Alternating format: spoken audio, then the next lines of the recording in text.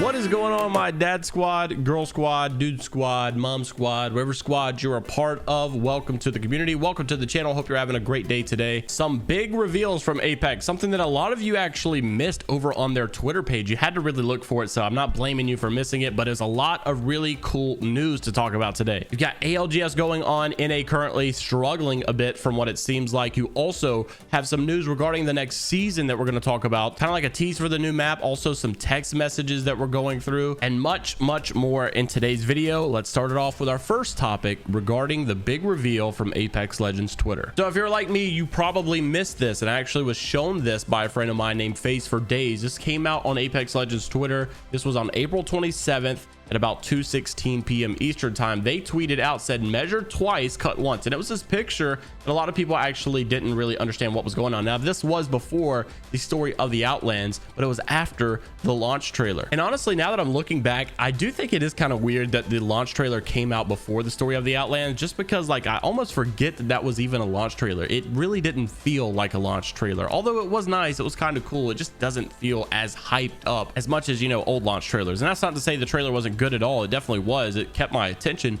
It kind of felt like another story of the Outlands. Honestly, it kind of portrayed a story more so than told you about the season. I don't know, it was definitely weird. I'm interested to hear your thoughts as well as far as it coming out before the story of the Outlands. Anyhow, Apex Legends had this picture on Twitter for a couple of days, and I actually was shown this by a friend of mine, Face for Days, who said if you zoom in on the black text on the laptop there, talking about the future of the moon. Now, if you guys don't know this, in previous days, previous weeks, we've actually had leaks about the next map being on a moon and being a moon themed space map.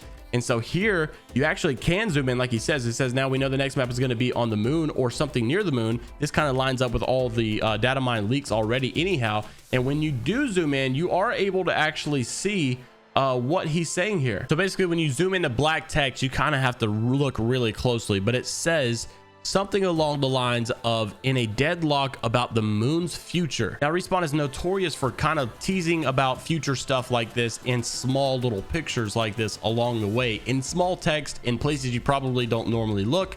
So I think this definitely lines up with not just, you know, the leaks that we've seen, but also the behavioral patterns like we talked about in the last video regarding how Respawn likes to genuinely do things. I think one of the funniest things regarding this season so far is how everyone has made the correlation with Newcastle and Frozone. He definitely looks a whole lot like Frozone.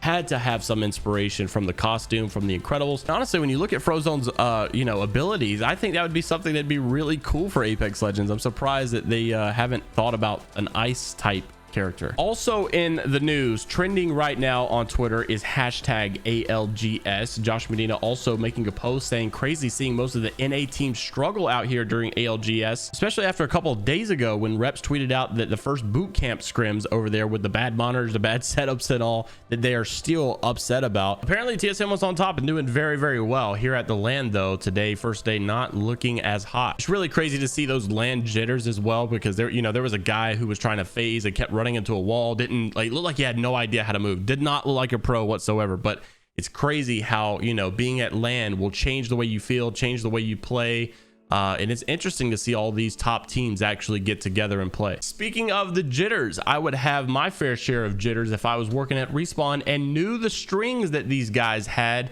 with Thornton Smash, someone who leaks, mining guy, literally all these YouTuber leaks, data miners, Shrug Tall, everybody, and how much information they actually know regarding what's going on in Apex. It kind of is a little worrisome when you think about how like they're not able to keep anything on the down low. And to prove their point, Thornton Smash actually said this on Twitter, reposting as I've been giving the green light. Inside source, I knew the creator of the week in Apex Legends days beforehand. The information also included a new rank tier for new players that the Nemesis was pulled last second. Obviously, I'm assuming that's the Nemesis Burst AR, but we can't be entirely too sure. But we also know, I've heard through the grapevine that the new rank you know, tier is actually under bronze. I'm not sure if that's entirely true, but it just seems a little odd to be able to add something like that. But it's not just hearsay, it's not just random stuff, you know, just coming out of a guy's mouth. He showed DMs regarding this days beforehand, talking about who the new EA creator spotlight person would be, someone that a lot of us actually did not even know who this person was. And sure enough, it came out to be true. They know stuff, man, and people have a hold and a grip on Apex information, knowledge, data mining, leaks that Apex has no way to honestly control. So the conversation isn't so much of the fact of, you know, this got leaked, that got talked about, whatever. You know, a lot of people like leaks. A lot of people think they're healthy for the game. Personally, I think they're somewhat healthy for the game. I don't really, and I like them personally, but I don't really like to talk about them too terribly much. But it is something that I think the bigger problem to see here is the fact that, like, Apex just has no control on securing their game. You know, you got people that is just leaking out all kind of playtest stuff all the time, and no one's getting punished for it. And if they do get punished, it's not like a bad punishment at all. It's just really confusing how they don't even really talk about it anymore, honestly. Back in the day, it started as, you know, leaks aren't that big of a deal. If it gets out, it's our fault to begin with, so we don't really care. And then it was like, oh, screw everybody who does leaks. We're banning everybody. Don't do it. It's bad. Slap on the hand, blah, blah, blah. Then they realized they actually can't control their own game. So now it's just like, whatever. And it's not just the leaks. It's also kind of a whatever attitude on the hacking situation. You know, it's going crazy as always. I think it'll always go crazy. We've talked about it previously, that there's really nothing you can do as far as like bringing an anti-cheat that's actually going to keep up with the skills of the hackers themselves. They're always going to be ahead. The defense is never going to be able to catch up on the offense when it comes to the hacking world. I think there's really no perfect anti-cheat that's possible. I do think that the only way to make any kind of impact is just having a bunch of manual banners, and in even that case, it's not very efficient. Well, I guess I should say it's not as simple as getting an anti-cheat system to say, okay, this guy's hacking, let's ban him, because obviously there's ways around that. Obviously it's not always detectable. I think what's also maybe a good idea is to have certain stats that say, hey, that's kind of suspicious to have a stat like that. Maybe we trigger something and see how the player reacts, and if they react in a more suspicious way, we know this guy's cheating.